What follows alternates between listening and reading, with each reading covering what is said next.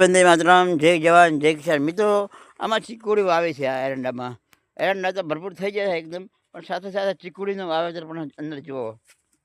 આ દેખાય છે ને તમે કોરે કોરે, આ ચીકુડી છે. ચીકુડી એટલે એરંડા ચાલુ રહે અને ચીકુડી પણ સાથે સાથે ઢોરો માટે પશુ માટે ઉપયોગી થાય છે.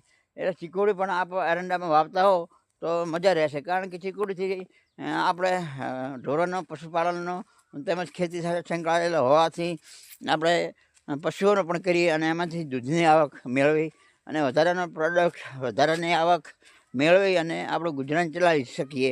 મિત્રો, ચીકુડી છે ને એમાં એકદમ ખોરાકલક્ષી હોય છે અને એમાં આ જો ચીકુડી છે ને એના પાંદડાથી ઢોરો આકર્ષાય અને ખાઈ જાય છે. અને આ ચીકુડી વાલામાં વાલી હોય છે ઢોરોને. મકાઈ, ચીકુડી, પછી રજકો, પછી એવા અનેક અત્યારે શિયાળાના જે પાકો છે એમાં ઢોરોને ઉપયોગી એવો ચારો મળી રહે છે. તો મિત્રો, આ વિડીયોમાં આટલા બસ થોડો બોલ્યો છો અને ઘણો માનદો અને લાઈક, શેર અને કોમેન્ટ કરજો. જય માતાજી, જય વંદે માતરમ, જય ગરવી ગુજરાત.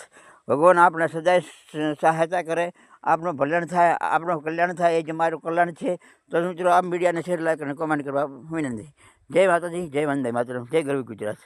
જય મા ચામુંડા સુખી રાખે આપણે સૌ મિત્રોને.